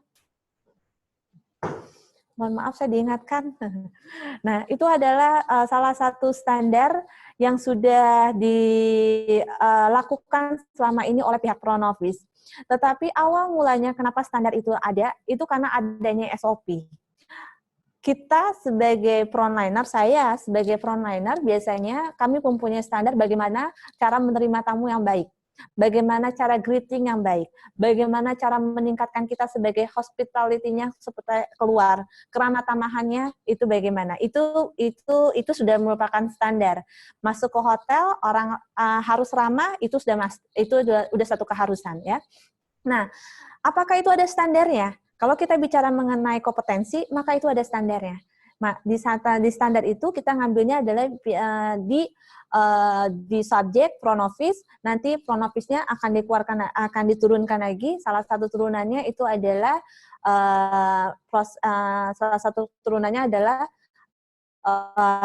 dari reception itu, entah itu reception, entah itu reservasi, itu semuanya mempunyai standar bagaimana kita cara menerima tamu. Nah, itu pun dikompetensikan. Apakah betul cara tersenyum kita aja dikompetensikan? Betul. Sekarang, apabila kita tidak tersenyum, kita menerima tamu. Saya mengambil contoh kecil ya. Saya di bidang reservasi. Tamunya adalah jarak jauh. Berarti kita hanya interaksi dengan tamu by phone saja. Kalau mood kita tidak baik, maka kita akan terdengar nih dari intonasi. Tapi kalau misalkan mood kita baik, seperti sekarang saya nih, akan terdengar suaranya kan baik, ramah, manis, ya kan? Nah, kalau misalkan, nah itu tuh sudah ada standarnya. Kenapa seperti itu, gitu. Jadi, kompetensi yang sudah kami berikan untuk beberapa kampus, maka saat ini, nggak saat ini aja sih, dari kemarin pun itu benar-benar berfungsi secara maksimal. Gitu. Profesi adalah bidang yang terakhir saya mau sedikit bahas. Profesi adalah bidang pekerjaan yang memiliki kompetensi yang diakui oleh masyarakat. Profesi itu bisa apa aja? Profesi sebagai reception, profesi sebagai dokter, profesi sebagai psikiater misalkan. Nah, itu adalah salah satu profesi. Profesi sebagai guru itu semuanya ada uji kompetensinya untuk mengetahui berapa tingkatannya atau kompetensinya dia, karena kita berbicara mengenai level. Selain itu pun kita untuk memaintain yang namanya pengetahuan yang kita miliki. Nah, lanjut. Di sini sumber daya sertifikasi itu sendiri untuk saat ini ya, berdasarkan data dari BNSP Oktober 2019, dari asesor itu sendiri kita sudah mempunyai sekitar 29.459. Master asesornya itu 119. Untuk TUK-nya, tempat uji kompetensinya, itu adalah udah 14.563. KKNI-nya 237. Okupasi 384 dan klaster ada 584. Nah, kenapa saya memberikan mengenai informasi ini? Karena saya ingin membuka wawasan untuk rekan-rekan semuanya, adik-adik semuanya yang akan bergabung ke dalam dunia perhotelan khususnya. Uji kompetensi untuk kita itu amatlah sangat penting gitu, karena itu ada diakui, lalu itu juga bisa menunjang kita pada saat kita melamar pekerjaan. Karena setahu saya sebelum pandemik ini hampir semua sekolah dari SMK maupun dari diploma itu semuanya before graduate semuanya melakukan uji kompetensi gitu untuk melihat, untuk menilai sejauh mana materi yang sudah diberikan dari mulai semester 1 sampai dengan semester akhir atau dari kelas 1 mungkin ya. Saya nggak tahu nih apa namanya istilahnya seperti apa kalau misalkan yang dari senior high school. Nah, itu di tahapan di kelas yang terakhir itu semuanya kalau misalkan SMK berarti tahapan terakhir sebelum mereka graduate mereka akan sertifikasi dulu gitu, sertifikasi melihat bagus atau tidak nih. Dan selama ini saya juga mau sharing, selama ini pada saat saya melakukan uji kompetensi untuk SMK yang akan graduate, ada rata-rata mereka sudah memahami gitu. Secara teori mereka sudah paham semuanya.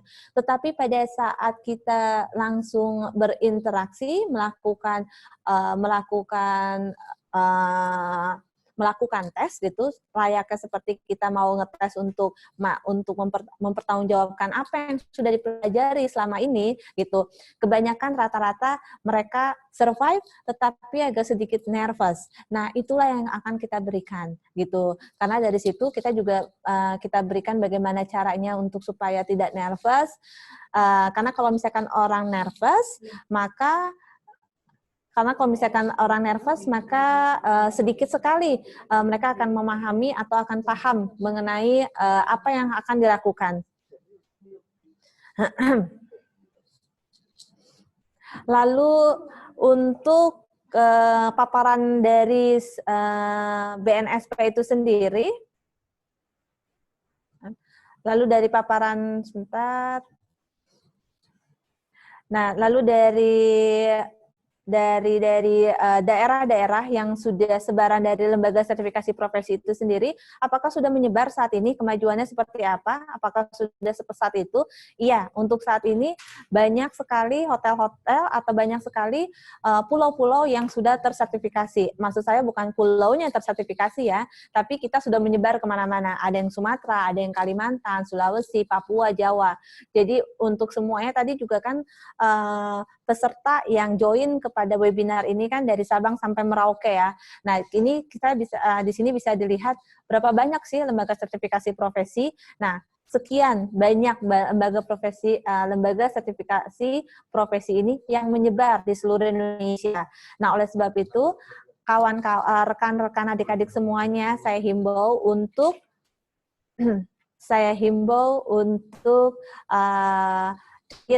kepada sertifikasi kompetensi ini. Untuk apa? Karena ini untuk for your own good gitu. Ini tidak ada yang sia-sia semuanya.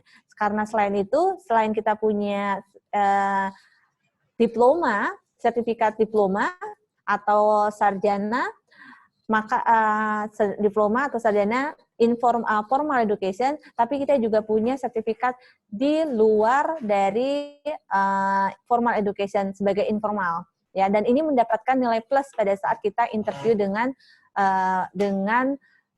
di perusahaan. Lalu sertifikasi tenaga itu sendiri dari tahunnya 2006 sampai dengan 2019 itu sampai dengan 2019 nih sebelum pandemik itu semuanya naik drastis ya. Nah, kalau misalkan naik drastis Nah, kalau misalkan ini naik drastis, berarti bisa dilihat dari diagram ini, kalau ini sertifikasi untuk saat ini amat sangat diutamakan. Lalu peraturan menteri juga, ini yang terakhir ya, mungkin dari saya, peraturan menteri nomor 53 tentang standar usaha hotel. Hotel yang diharapkan hotel memiliki 50% karyawan yang tersertifikasi kompetensi oleh LSP pariwisata. Kembali lagi seperti yang tadi saya bicarakan dari awal, ya, yaitu apabila ada kandidat yang mempunyai formal education ijazah sama yang non formal education sebagai ijazah pendamping, sertifikat pendamping sebagai asesor, sebagai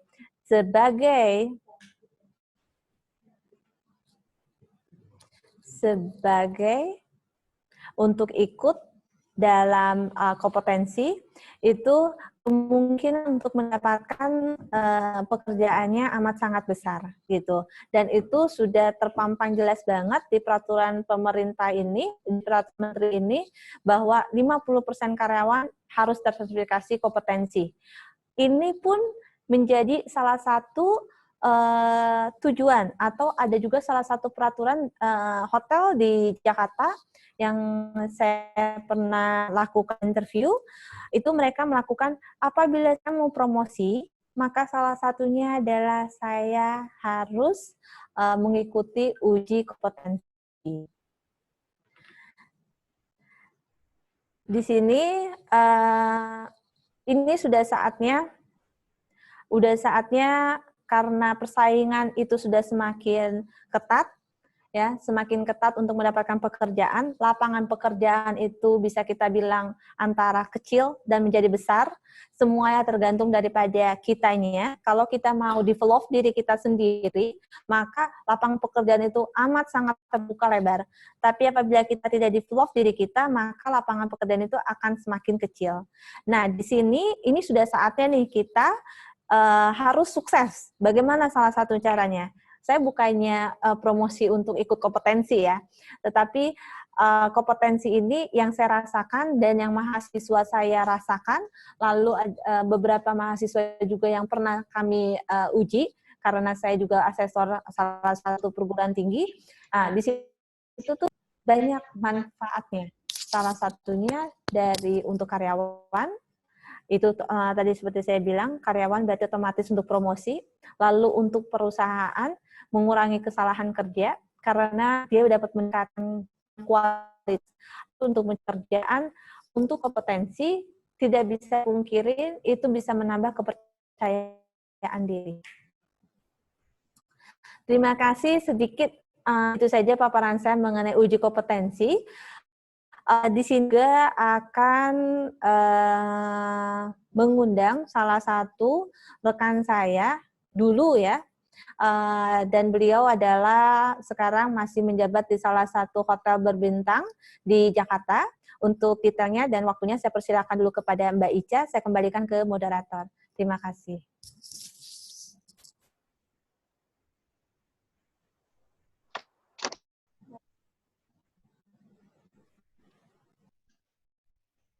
Terima kasih kepada Ibu Cici. Maaf diburu-buru waktunya Ibu Cici terkait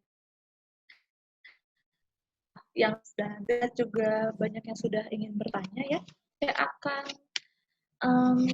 menjelaskan profil singkat guest speaker kita, Bapak Heri Oktorianto, yaitu profil dari Bapak Heri Oktorianto. Beliau adalah Jaya Tourism Institute. Saat ini sedang bekerja sebagai Vision Manager di salah satu hotel di Jakarta. Mari kita dengarkan paparan beliau. Kepada Pak Heri Oktorianto, kami persilahkan.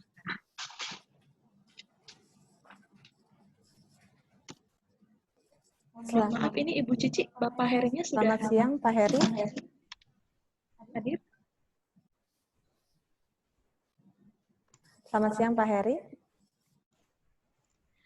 Dari partisipannya sepertinya Bapak Herinya masih belum join ya? Sebentar saya cek dulu ya. Baik. Untuk itu mungkin kita bisa, saya akan serahkan kepada narasumber untuk sambil menjawab selagi Pak Heri untuk join dalam webinar kita. Kepada narasumber yang ingin bertanya, yang ingin menjawab pertanyaan-pertanyaan dari peserta, saya silakan kepada narasumber. Terima kasih Mbak Ica.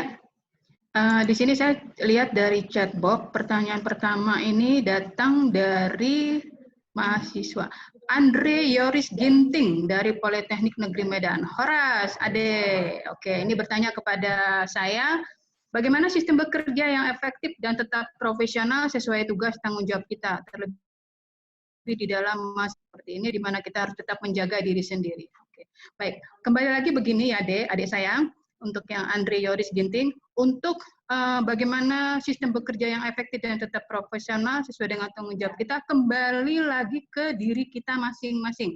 Artinya bagaimana kita tetap harus berpikir positif dari situasi bulan Maret, April, Mei, Juni, di mana ketegangan yang luar biasa kita hadapi adalah sekitar bulan April, Mei puncak, Juni sudah mulai mereda. Artinya begini, di saat situasi sekarang new normal, kembali lagi ke kita tetap mengikuti aturan baru, di mana kita memulai dengan hidup yang baru, new normal.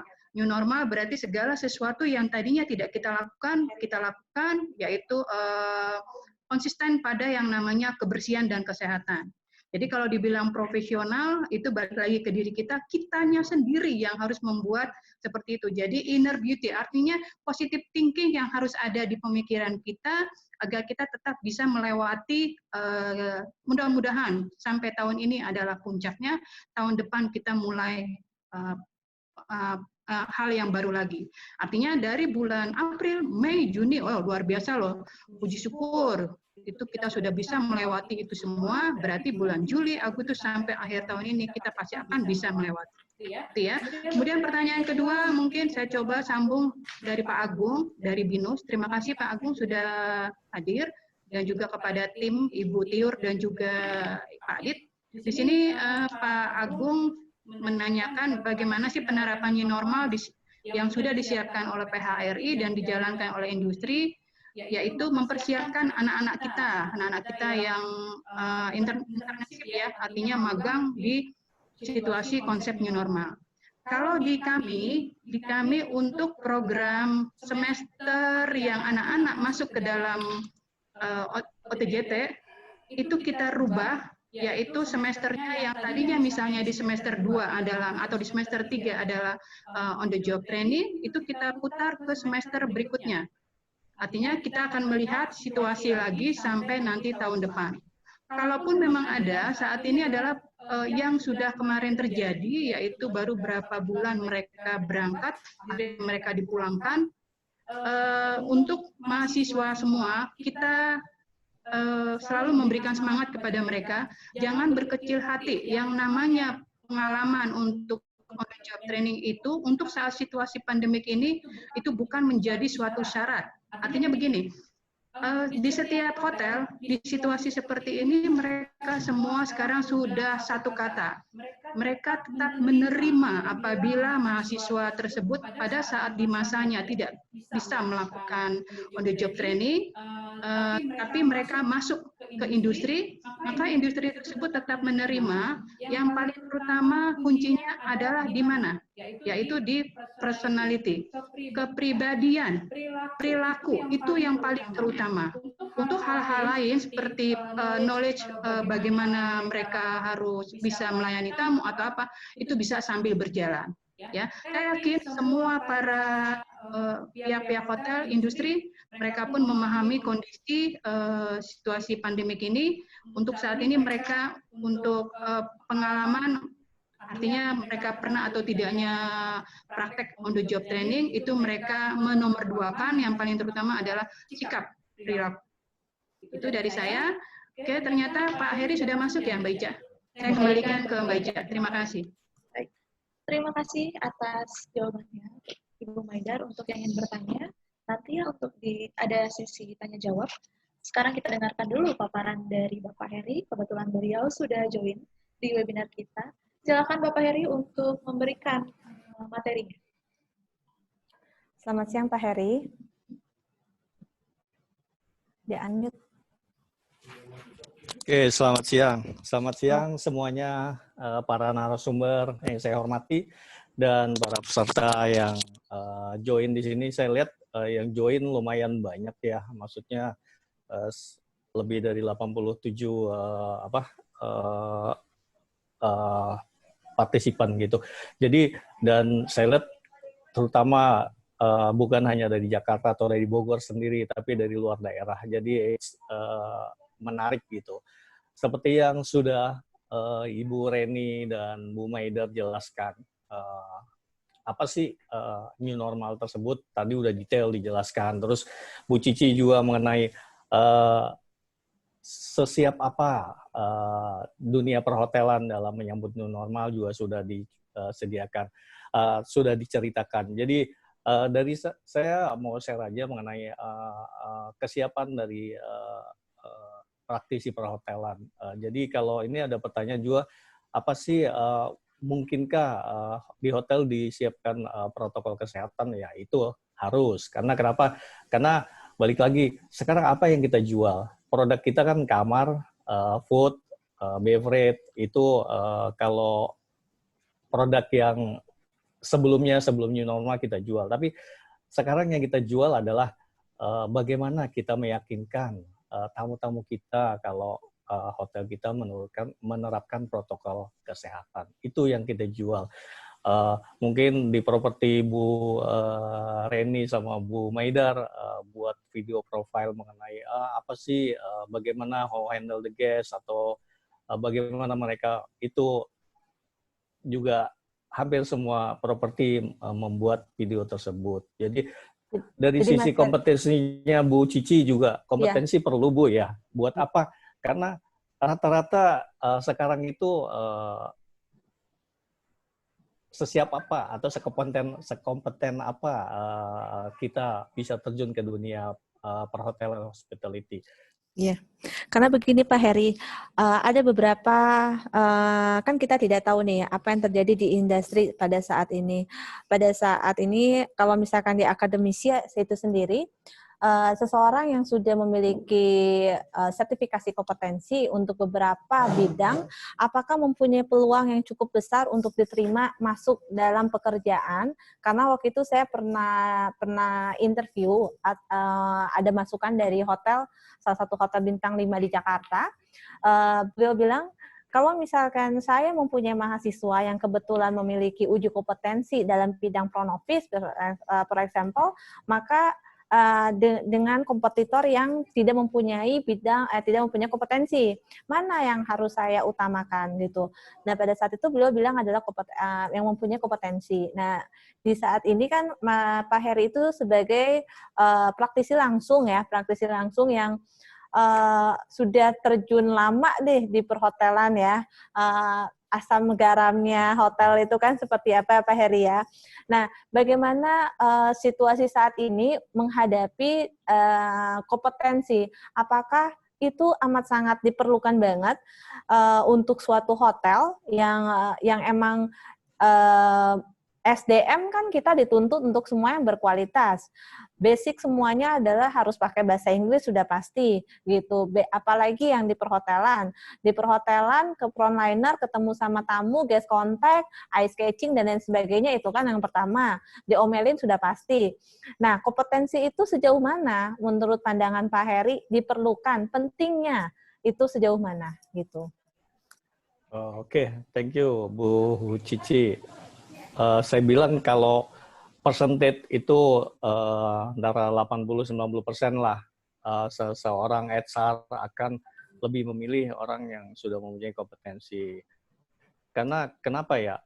Sekarang di hotel yang sudah berjalan pun kita juga seperti itu. Kita slowly buat semua karyawan yang sudah masuk atau yang menjadi karyawan itu kita kompetensikan juga.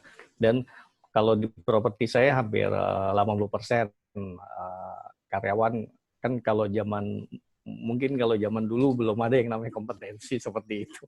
Tapi ini harus dan penting karena selain karyawannya pun ada juga kompetensi gedungnya juga itu. Belum lama ini juga saya punya pengalaman sertifikasi buat gedung hotel. Bintang ya, apa bintang kan ya untuk mempertahankan bintang ya, sertifikasi bintang. Dan kebetulan saya jadi asesor. Bukan key person-nya di hotel ini gitu. Baik. Jadi kalau begitu itu juga kan terjadi sebelum pandemi ya Pak ya. Iya, sebelum Bu. Dan ini baru kita kompetensikan lagi baru kira-kira 2 minggu yang lalu lah. Kita karena balik lagi new normal. Jadi kompetensi hotelnya pun dibuat Zoom. Jadi nggak langsung asesornya datang ke hotel. Dia akan online juga. Berarti kalau gitu sekarang kompetensi itu sendiri tidak hanya aktif pada saat sebelum COVID, tapi setelah COVID pun tetap diaktifkan, hanya sekarang mengikuti dari Zoom, berdasarkan Zoom saja dulu ya Pak ya. Berarti cuma sebatas teori-teori aja atau bagaimana? Karena kan setahu saya ada beberapa yang emang harus kita action, kita harus melakukan gitu. Harus secara prakteknya itu bagaimana Pak? Kita pakai video call Bu juga Bu, semuanya. Jadi kayak live streaming gitu. Emang sih buat dukungan dari kita butuh dukungan sinyal yang lumayan ini karena semua dilakukan kayak live streaming begitu. Jadi untuk mengurangi touch kontak langsung dengan dunia luar atau bertemu dengan orang banyak. Berarti diminimalisir lah ya untuk kontak langsung dengan dunia luar. Berarti kita adalah dunianya bagus ya, dunia halus ya, kalau gitu ya. Nah, gini Pak Heri, jadi kan saya jadi ngambil garis benang merahnya adalah kompetensi ini amat sangat diperlukan untuk pengembangan diri, untuk mendevelop diri kita sendiri, gitu, khususnya untuk saat lagi pandemik ini. Semua orang kan berlomba-lomba ya, karena kan lapangan pekerjaan juga sekarang semua mengecil gitu. Jadi semuanya serba online. Satu lagi nih Mas Heri, Pak Heri, maaf. Satu lagi pendapat dari Pak Heri secara pribadi nih, bagaimana perkembangan hotel saat ini pada saat pandemik ini gitu. Oke, thank you Bu Cici ya. Kalau kita lihat banyak brand-brand yang besar juga pun agak terimbas adanya COVID ini gitu. Mereka juga selain menerapkan protokol, mereka juga dari sisi internalnya juga banyak yang abnormal, maksudnya sesuatu yang dulunya tidak diterapkan sekarang diterapkan gitu. Seperti contohnya mengenai masa kerja, atau maksudnya yang tadinya 30 hari kita kerja sekarang dikurangi beberapa lama, terus protokol ya seperti itu. Satu lagi nih Pak Heri, saya tahu nih kayaknya sudah dipanggil on duty ya. Satu lagi, hotel ini terkena dampak banget nggak? Maksud saya gini, hotel ini sudah berdiri berapa lama Pak Heri? Yang sekarang Pak Heri join bergabung? Sudah 76 sekarang, berarti berarti tinggal dihitung aja Pak Heri ya. Nah, pada saat pandemik ini, apakah benar-benar di-close atau hanya pengurangan saja, pengurangan dari waktu? Karena kan kalau saya lihat banyak banget nih hotel-hotel close gitu. Tapi kalau misalkan yang tadi saya tinggal hitung pakai kalkulator itu, berarti apakah hotel tersebut masih survive nih, tidak ada di-close atau tetap berjalan, atau ada pengurangan jam kerja atau pengurangan dari jam kerja atau gimana? Kita tetap operation Bu Cici, karena tamu juga masih ada gitu. Jadi paling yang tadi saya bilang, jam kerjanya kita kurangi, maksudnya hari kerjanya kita kurangi. Berarti ini ya, bravo saya ya, survive banget berarti untuk hotel Bapak. Baik Pak Heri, terima kasih banyak ya untuk waktu dan kesempatannya. Mohon maaf nih, saya mengganggu dari sela-sela waktu pekerjaannya. Sukses selalu untuk Bapak, selamat siang dan terima kasih banyak. Thank you. Terima kasih semuanya. Sama-sama. Saya kembalikan kepada moderator. Baik, terima kasih banyak Pak Heri dan Ibu Cici. Baik, sekarang untuk mempersingkat waktu kembali, kita mungkin akan langsung memasuki sesi tanya-jawab ya. Sesi tanya-jawab ini boleh, bila yang ingin bertanya langsung, diaktifkan videonya, dan bertanya langsung kepada narasumber. Dan jika tidak ada atau belum ada, saya akan menyerahkan kepada narasumber untuk menjawab pertanyaan-pertanyaan yang sudah ada di section box. Oke, baik, kepada narasumber saya akan persilakan. Terima kasih, Ibu Ica. Mungkin saya mau jawab dulu satu ya. Saya dapat pertanyaan dari, ini harus saya sebutkan namanya atau tidak usah, bla bla bla. Oke, terima kasih untuk yang memberikan pertanyaan. Di sini pertanyaannya adalah, saya ingin bertanya apakah seorang mahasiswa bisa mengikuti ujian sertifikasi kompetensi untuk bisa menjadi seorang asesor dan memudahkan mendapatkan pekerjaan setelah lulus dari sebuah universitas. Terima kasih. Nah, untuk mahasiswa apakah bisa menjadi asesor? Itu bisa. Apakah semudah itu? Tentu tidak. Apakah ada persyaratannya? Pasti ada term and condition-nya apply gitu. Nah, kan di sini tidak disebutkan ya skill-nya ada di mana, keterampilannya ada di mana gitu. Tapi kalau misalkan kayak saya kemampuan saya adalah di bidang front office. Maka pada saat saya bergabung ke dalam asesor, menjadi seorang asesor, maka ada beberapa term and condition yang harus saya lengkapi. Salah satunya adalah masa kerja yang sudah saya lakukan. Lalu berapa banyak pengajaran yang sudah saya berikan. Itu adalah hanya segelintir persyaratannya, yang lainnya menyusul. Nanti bisa dicek di webnya BNSP ya. Lalu yang kedua, terima kasih juga nih untuk mentor saya, Bapak Monang Marbun. Selamat siang Pak Marbun, apa kabar? Pertanyaannya adalah, apakah tes kompetensi dari BNSP untuk profesi perhotelan berbeda dengan untuk SMK dan akademisi dalam SKKNI? SMK dan akademisi dalam SKKNI. SKKNI setahu saya mengeluarkan beberapa level ya, beberapa level, beberapa klaster. Nah, dari situ nanti akan dibagi gitu. Jadi mau dari kalau misalkan selama hanya untuk mendapatkan kompetensi saja, baik itu SMK dan akademisi itu hampir semua sama. Tetapi nanti levelnya akan berbeda. Kenapa? Karena pada saat yang diberikan di SMK dengan akademisi tentu berbeda dong materinya. SMK hanya sampai dengan biasanya level ke level 3 per sampel. Tapi kalau misalkan akademisi sudah masuk ke level 5. Jadi otomatis pertanyaannya pun akan berbeda. Itu. Baik, itu saja dari saya untuk Bapak Marbun. Saya kembalikan lagi ke Ibu Ica sebagai moderator. Terima kasih. Baik, terima kasih Bu Cici. Langsung saja boleh di narasumber. Baik, sebelum beralih ke Memreni yang akan menjawab, saya ingin menyapa dosen favorit saya, Ibu Ervina. Ibu Vivin, apa kabar Ibu? Dari Trisakti, kampus tercinta saya, Ibu Ervina Tapi Prawati. Sehat-sehat selalu ya Bu. Oke, untuk Pak Monang, terima kasih sudah join ya Pak. Pak Monang ini dari MM Hospitality. Beliau banyak banget memberikan pelatihan-pelatihan yang berhubungan dengan hospitality. Baik, untuk berikutnya saya akan kembalikan kepada Mem Reni untuk menjawab pertanyaan berikutnya. Silakan. Baik, terima kasih banyak Bu Medar. Saya mau mencoba menjawab pertanyaan dari siswa ya ini, dari Merinda D3 Regular Class bertanya, bagaimana solusi jika tamu tidak menerapkan protokol kesehatan, padahal kita sudah menyampaikannya secara komunikatif. Sekaligus ini, saya mau menjawab pertanyaan dari suatu alumni yang sekarang ada di Dubai, Oki, dari Radisson Blu Hotel Dubai Waterfront. Ya,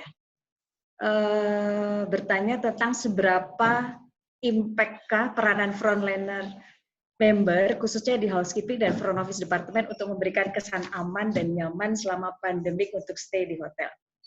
Bapak, Ibu, dan teman-teman sekalian, sebenarnya salah satu keseruan kerja di hotel adalah bagaimana cara kita menyampaikan segala sesuatu itu secara komunikatif.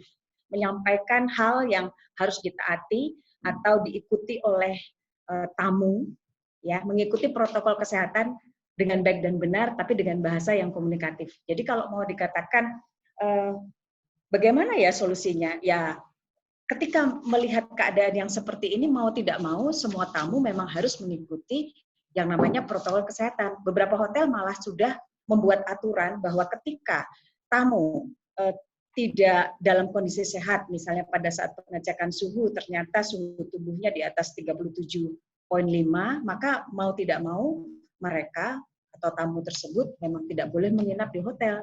Kemudian ada juga beberapa hotel yang punya aturan, regulasi untuk mengisi formulir registrasi data tamu. Jadi memuat riwayat perjalanan dan kondisi kesehatan tamu. Merujuk pada formulir self-assessment, risiko COVID-19. Jadi mau tidak mau ini harus diikuti. Rasanya seluruh hotel yang ada di Indonesia dan dunia itu berusaha untuk mengajarkan salah satu pendidikan baru, self-awareness kepada tamu, kepada pihak hotel juga, untuk belajar taat pada aturan. Jadi kalau misalnya dikatakan, kalau seorang tamu lalu menjadi tidak nurut, ya mau tidak mau, maka tamu tersebut tidak diperkenankan untuk menginap di hotel. Lalu kalau misalnya tadi Saudara Oki bertanya seberapa besar sih impact-nya peran frontliner, ya justru itu. Ketika kita berada di garis depan, kawan-kawan sekalian, tugas kita adalah sebagai orang pertama yang mampu memberikan kenyamanan kepada tamu, supaya ketika mereka datang ke hotel, tamu tersebut sudah yakin, oh oke, berarti saya akan menginap di hotel yang sudah pasti garansi akan kebersihan, tingkat cleanliness, aman terhadap COVID itu dijalankan dengan baik dan benar. Coba bayangkan ketika Bapak Ibu datang ke sebuah hotel, lalu petugasnya tidak menggunakan face shield misalnya, tidak pakai masker, lalu tidak ada hand sanitizer yang tersedia, pasti tamu juga akan pikir-pikir, ini hotel sudah siap untuk ditempati atau tidak ya. Jadi ketika kita bekerja sebagai frontliner, mau tidak mau itu juga harus menjadi hal yang diamati juga oleh tamu. Kira-kira begitu ya. Semoga bisa menjawab pertanyaan dari teman-teman partisipan. Kemudian saya mau mencoba menjawab pertanyaan Bapak Aditya Pratomo. Terima kasih Bapak Aditya Pratomo dari Binus University. Selamat datang Pak. Beliau bertanya mengenai, sebentar, saya bacakan pertanyaannya. Protokol kesehatan yang harus dilaksanakan bagi staf receiving ketika menerima barang dari supplier. Apakah suppliernya juga harus melaksanakan protokol kesehatan standar? Dan juga barang-barang yang datang, apakah harus didisinfektan atau disterilisasi juga? Bagaimana jika barang-barang tersebut berupa barang-barang fresh untuk keperluan kitchen, seperti daging, sayuran, buah, dan lain-lain? Terima kasih Pak atas pertanyaannya. Sebenarnya ini juga yang tadi masuk dalam paparan saya di slide awal, bahwa ketika kita berbicara tentang protokol kesehatan, maka 3 hal yang menjadi concern di hotel adalah yang kemudian barang tamu, berikutnya yang ketiga adalah tamu. Barang-barang yang masuk ke hotel, maksud saya. Barang-barang yang masuk ke hotel termasuk bagian receiving. Memang ketika pandemi ini muncul, prosedur atau SOP, standard operating procedure, akan diberlakukan secara ketat. Penyemprotan desinfektan yang diberlakukan itu hampir sama juga dengan yang dilakukan di pasar-pasar tradisional. Jadi kalau teman-teman mengikuti berita, pasar-pasar tradisional yang menjual bahan-bahan mentah, itu juga dilakukan penyemprotan desinfektan. Nah, ketika itu dilakukan, maka yang menjadi langkah selanjutnya kan adalah proses. Ketika barang-barang tersebut diproses atau diolah atau dimasak, nah itu yang kemudian menjadi lebih ketat lagi perhatiannya. Artinya ketika barang-barang itu melewati proses sterilisasi ya, atau penyemprotan desinfektan yang secara pada waktu barang tersebut masuk ke receiving, maka pada saat diolah itu akan menjadi lebih concern lagi.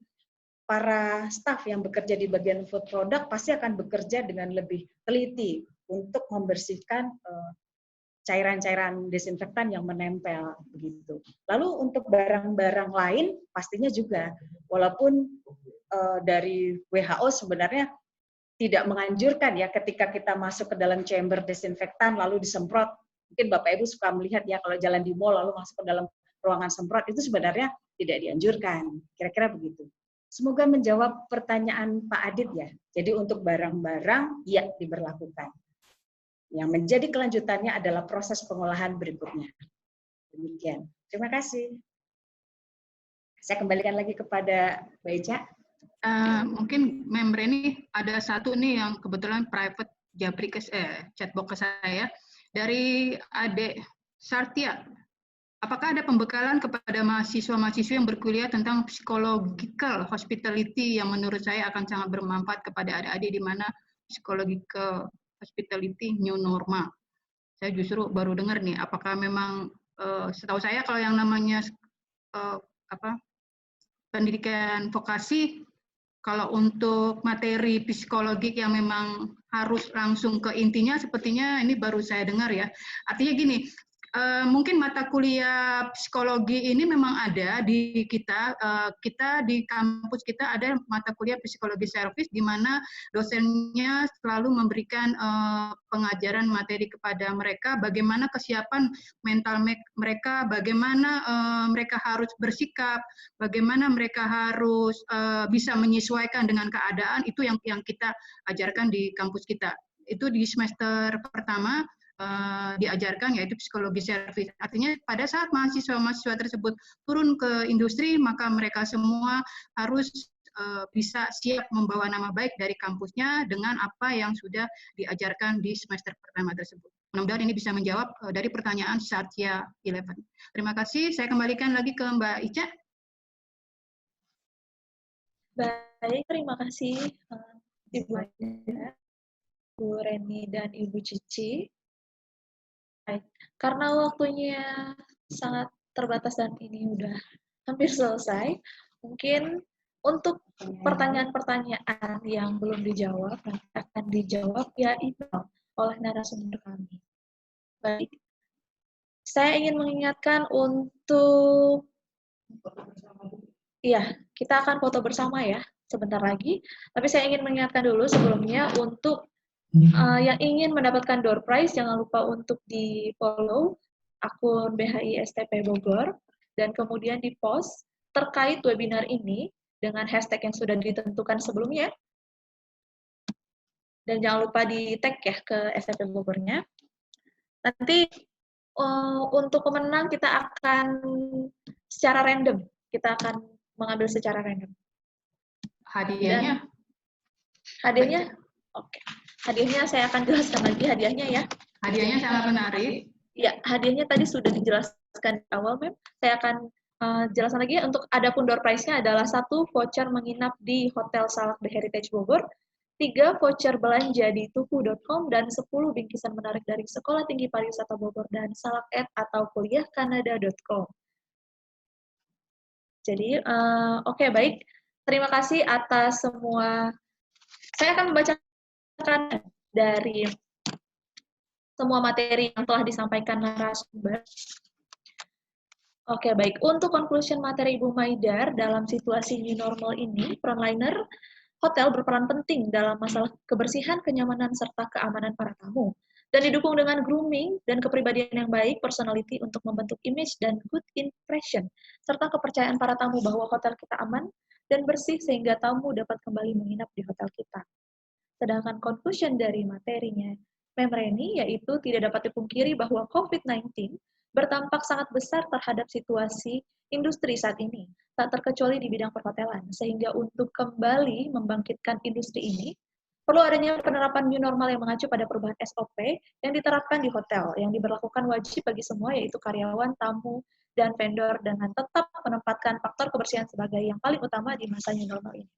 Kemudian conclusion untuk materi Ibu Cici yaitu dunia kerja semakin tahun semakin berkembang dan persaingan kerja yang semakin erat.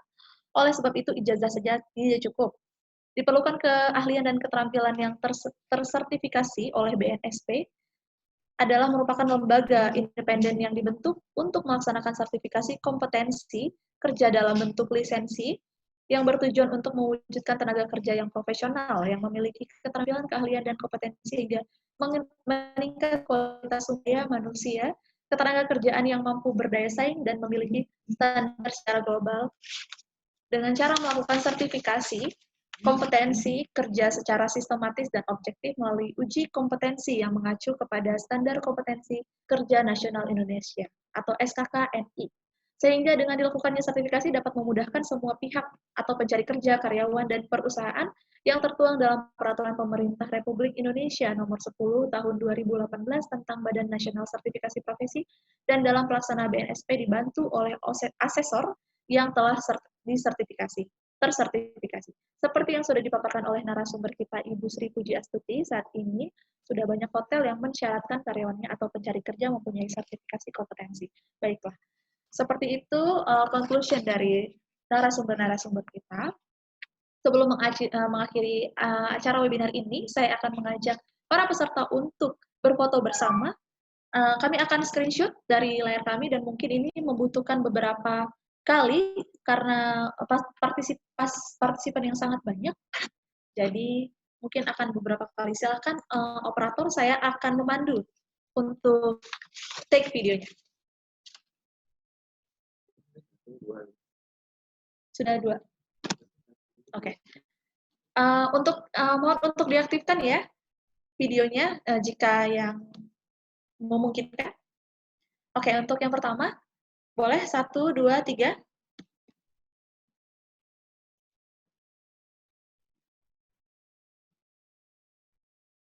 Sudah, operator?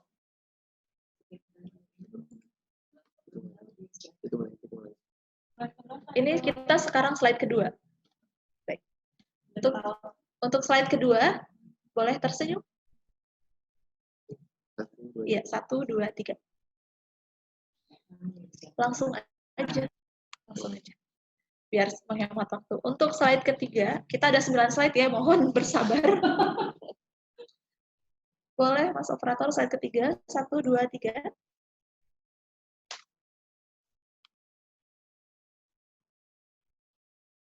Oke, untuk slide keempat. Ayo, 1, 2, 3.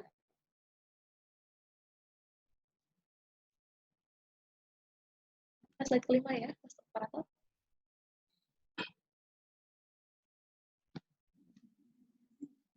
Jangan lupa untuk posting di Instagram masing-masing. Untuk yang slide kelima, boleh 1, 2, 3.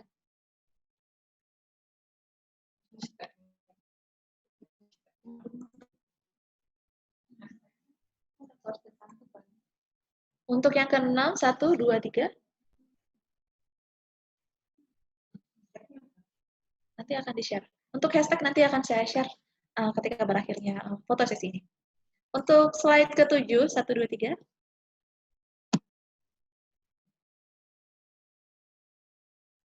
Sudah, Mas? Ya, untuk slide ke-8, 1, 2, 3.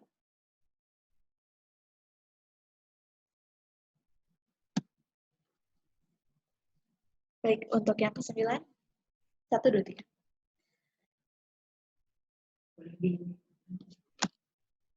Oke, saya akan share untuk rules, yaitu door prize akan diberikan kepada para peserta yang memposting pada Instagram masing-masing terkait acara webinar ini dengan menggunakan hashtag. Kurang kelihatan ya? Oke, sebentar.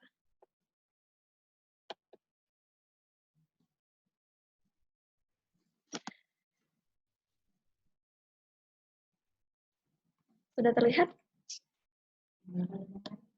Ya, jadi ini untuk door prize-nya, door prize utama, kita akan memberikan kepada para peserta yang memposting dengan video atau foto yang paling menarik di Instagram masing-masing. Dan jangan lupa, jika akunnya di private, untuk di unprivate dulu, agar ya begitu Ibu Cici, agar kami bisa melihat dan ngecek langsung ke Instagram Anda. Yaitu hashtag STP Bogor, hashtag webinar D4 STP Bogor, hashtag new normal, dan tag ke akun @bhi.stpbogor.com. Baik, sekian webinar kali ini. Semoga materi yang disampaikan bermanfaat dan mohon maaf jika ada tutur kata yang salah. Terima kasih. Wassalamualaikum warahmatullahi wabarakatuh. Om Shanti, Shanti, Shanti Om. Namo Buddhaya. Waalaikumsalam. Selamat siang. Terima kasih. Videonya dibuka. Mute. Unmute. Unmute.